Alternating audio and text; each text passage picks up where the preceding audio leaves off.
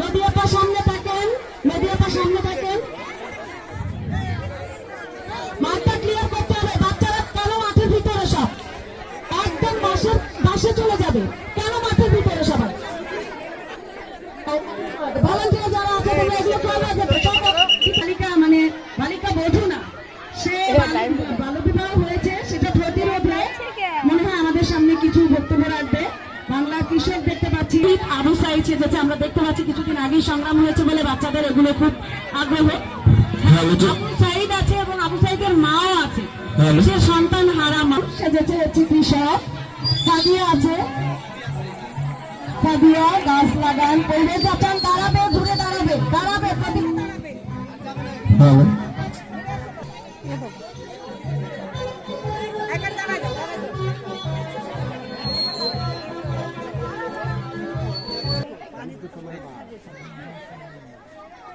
আশ্রমের মা কাগজটা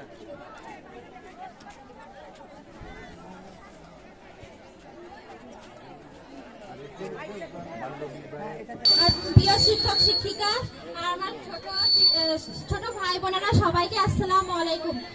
আমার মা বাবা আমাকে বিয়ে দিয়েছিল, আমি বিয়ে আসন থেকে পালিয়ে আসছি। আমার বয়স 18 বছর হয়নি, আমি এখনো শিশু। আমি বিয়ে করতে চাচ্ছি না, আমি পড়াশোনা করতে চাচ্ছি, আমি ইঞ্জিনিয়ার হতে চাই। আর আমার বাবা বাবাকে জোর করে বিয়ে দিয়ে দিচ্ছে। আর আপনারা আমার সহযোগিতা করেন, আমি বিয়েতে ইচ্ছুক না, আমি পড়াশোনা করে কিছু হতে চাচ্ছি। আর সকল ভাই বোন, সকল দর্শকের কাছে আমার অনুরোধ, আমার স্বপ্ন পূরণের জন্য আপনারা আমাকে সহযোগিতা করেন আর আমার পাশে আপনারা দাঁড়ান। আসসালামু আলাইকুম।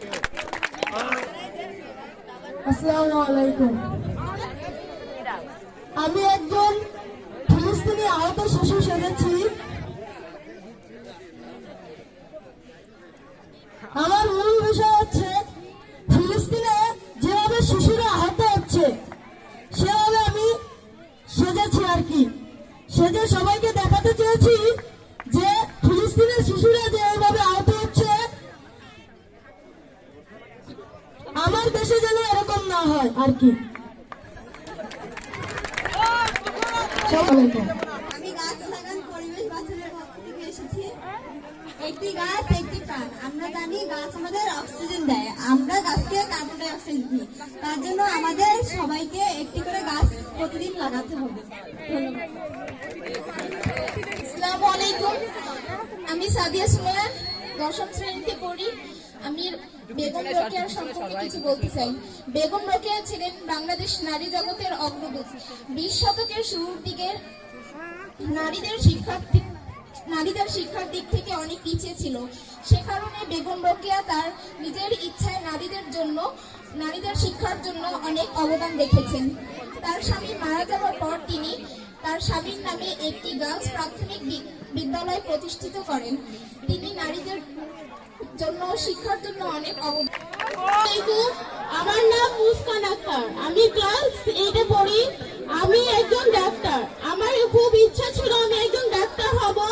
আমার পড়াশোনা করতে দিবে না, কিন্তু অবাক আমাকে সাহায্য করছে, এই কারণে আমি পড়াশোনা করে একজন ভালো ডাক্তার হতে পারছি।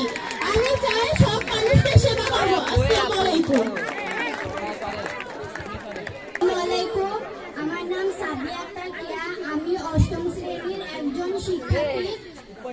আমি শিশু 2024-এর কোটা আন্দোলনের একজন ছাত্রী। আমি চাচ্ছি যে সব শিক্ষক ছাত্রীরা আমার পাশে থেকে এই আন্দোলনে সহযোগিতা করুক। আসসালামু আলাইকুম। আমার নাম কেয়াক্তার সাথী, আমি 6ম শ্রেণীতে পড়ি।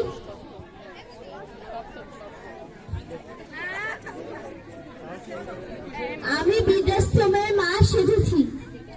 আমার 10টা ছেলে মেয়ে, কিন্তু আমাকে দেখে না। আমি বুড়া হয়ে গেছি, এখন আমাকে দেখার মতো ছেলে মেয়ে দরকার। আমি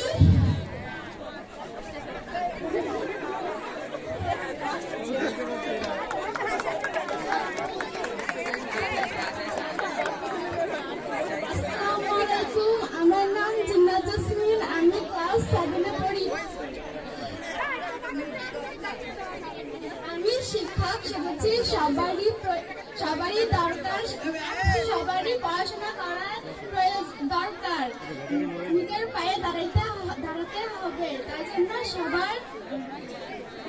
সবাইকে পড়াশোনা করতে হবে।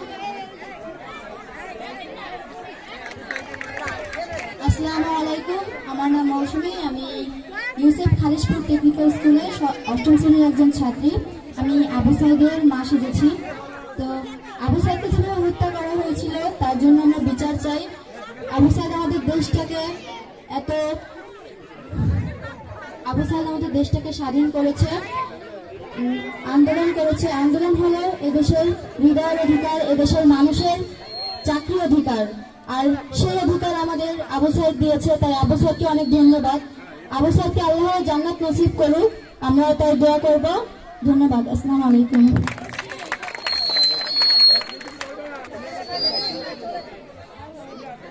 আসসালামু আলাইকুম, আমার নাম আমিনুর রহমান।